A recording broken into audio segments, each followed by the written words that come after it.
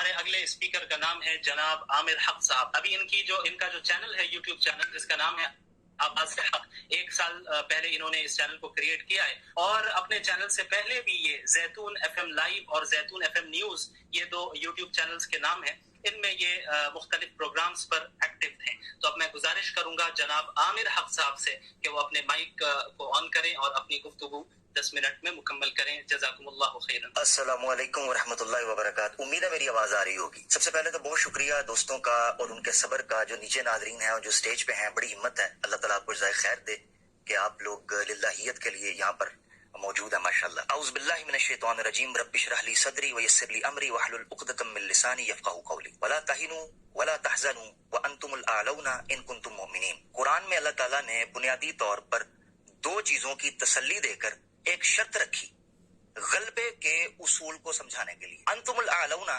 ایک حدیث میں بھی آقا دو جہاں صلی اللہ علیہ وسلم فرماتے ہیں الاسلام یعلو ولا یعلی علیہ. اسلام فطرتی طور پر ایسا سسٹم ہے جس نے بالآخر غلبہ حاصل کرنا ہی کرنا ہے.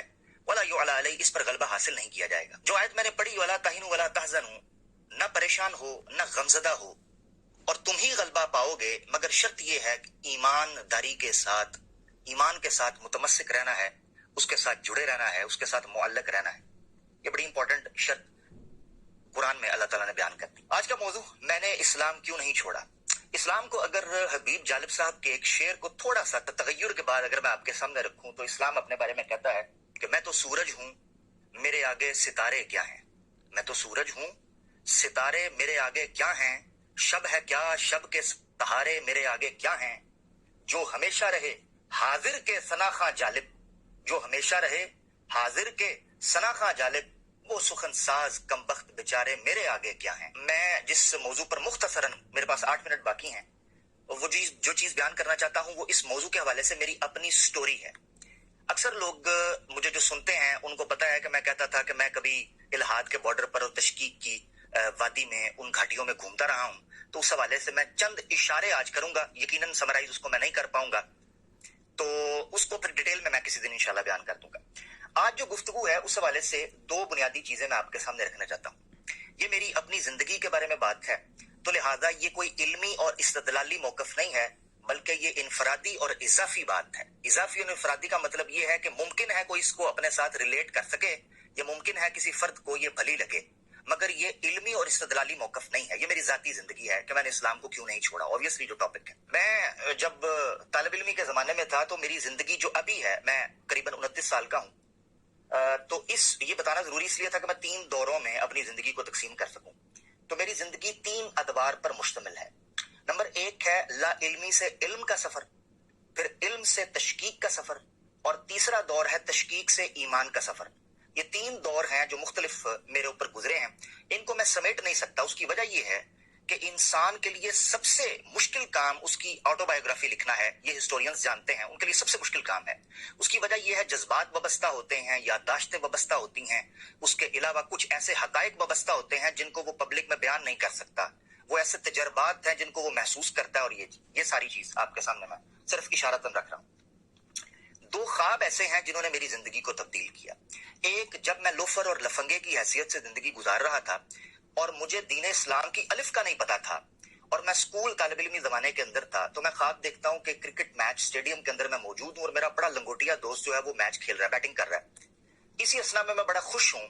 یک ایک بندہ داخل ہوتا ہے اس میدان کے اندر. اس نے کالا لباس اوڑا ہے اور زنجیریں اس کے اوپر ہیں، اور اس نے ہاتھ میں ایک پتہ نہیں عجیب و غریب ہتھیار پکڑا ہے جس سے وہ جس کو کاٹتا ہے سلائس کر دیتا ہے، یعنی اس کو 2 ٹکڑے کر دیتا ہے. بگدڑ مچ جاتی ہے اسٹیڈیم کے اندر، سب لوگ بھاگنا شروع کر دیتے ہیں. وہ میرے پاس آتا ہے، مجھے کاٹ دیتا ہے. جب وہ مجھے 2 حصوں میں کاٹتا ہے ان کٹی ہوئی حالت کے اندر، اور یہ جان لیں کہ مجھے اسلام کی الف کا نہیں پتا تھا، یہاں تک سمجھ لیں کہ مجھے اسلام دین ہے، نظام ہے، کیا ہے، اس کی نمازیں کتنی ہیں، کیسے پڑھتے ہیں، مجھے سورہ فاتحہ کا بھی نہیں پتا. تو اس نے جب مجھے کاٹا تو میری زبان، آج بھی مجھے یاد ہے کہ میری زبان پر جو چیز جاری تھی وہ یہ تھی کہ ابھی تو میں نے عصر کی نماز نہیں پڑھی. میرے اندر تشویش پیدا ہوئی، یہ عصر کی نماز کیوں آئی، یعنی نماز آنی چاہیے تھی، عصر کی نماز ہی کیوں آئی. یہ تو اب جا کر پتا چلا کہ صلاۃ الوسطیٰ کا ذکر قرآن کے اندر ہے، مگر عصر کی نماز کا ذکر کیوں آیا میرے خواب کے اندر. ہمارے یہاں بڑا ایک پیارا دوست تھے، ہر لقمے کے ساتھ بسم اللہ پڑھا کرتے تھے. ان سے جا کر خواب کی تعبیر پوچھی، انہوں نے کہا دین کی طرف آ جاؤ. کیسے آتے، نماز آتی نہیں تھی. अपने भाई के अंदर मैंने एक बड़ी शिफ्ट देखी कि तहज्जुद पढ़ने लगा और अपनी जिंदगी को उसने इस्लाम के साथ जोड़ लिया। मेरे लिए बड़ा ताज्जुब की बात थी। मैं जुड़ा और मैं मुख्तसर कर रहा हूं कि मुख्तलिफ फिरकों में होते हुए मैंने दीन इस्लाम की तरफ रुजू किया, इस्लाम को समझा। जब मैं इस्लाम को समझा तो शिद्दत समझने और शिद्दत जज्बात की वजह से और इस्लाम से मोहब्बत की वजह से मैंने फिरकों को देखा। इन फिरकों ने मुझे मजबूर किया कि मैं इस्लाम को तनकीदी तौर पर देखूं और मुझे इन फिरकों से नफरत पैदा हुई।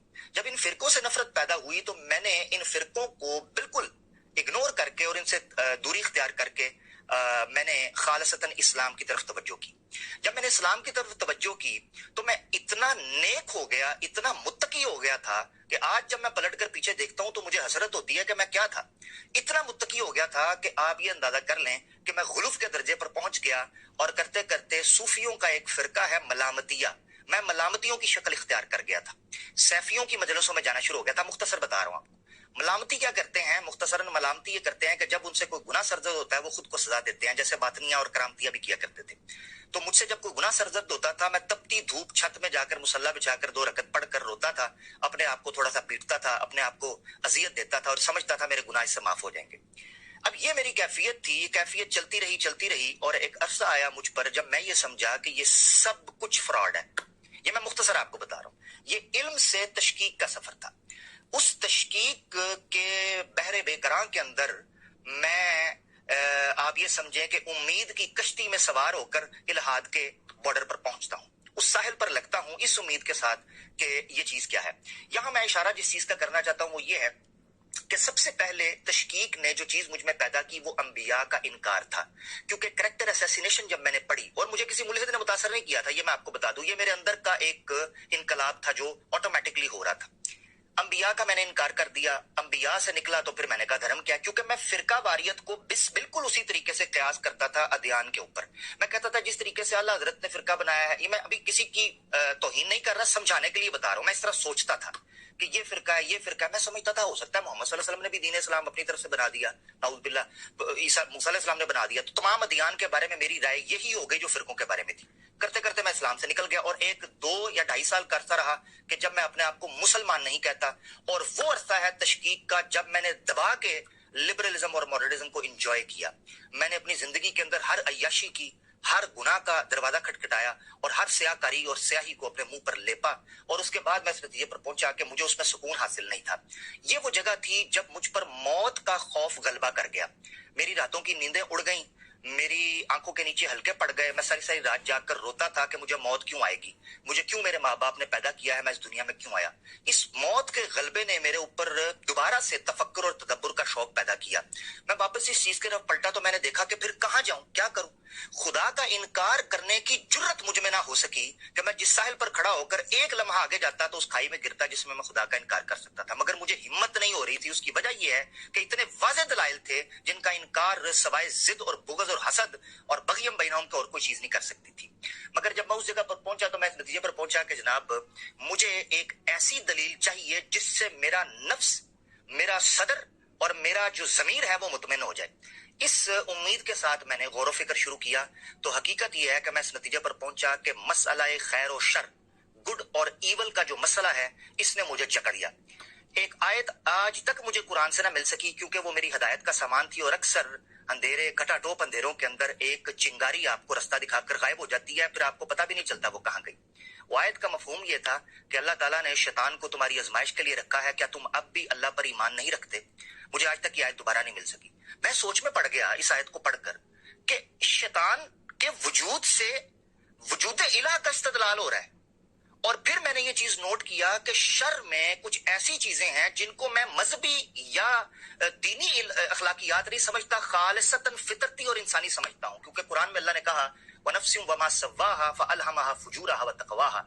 मुझे नहीं समझ आती थी इंसेस्ट को क्यों गलत कहा जाता है। मुझे नहीं समझ आती थी किसी के माल को लूटने को, चोरी करने को क्यों गलत कहा जाता है। मुझे नहीं समझ आती थी जब मैं झूठ बोलता हूं मैं गिल्टी क्यों फील करता हूं। मुझे नहीं समझ आती थी कि मैं जब अपनी जेब से माल निकालकर किसी की मदद करता हूं तो मुझे फकर, गरीबी और तंगदस्ती का खौफ क्यों लाहिक होता है। ये जो जज्बात थे मेरे अंदर एक हैजान और कशीदगी पैदा किए हुए थे, इन्होंने मुझे मजबूर किया कि मैं इस हकीकत को समझूं कि एक सॉफ्टवेयर मेरे अंदर है जो मुझे मजबूर करता है कि कोई है, और अगर वो कौन है इसकी हकीकत तलाश करने के लिए मैं पलटा और बिलाखिर میں نے اسلام کو دوبارہ اپنے سر کا تاج اور اپنے آنکھوں کا سرما بنایا کہ خیرہ نہ کر سکی مجھے دانش جلوہ افرنگ، سرما ہے میری آنکھ کا خاک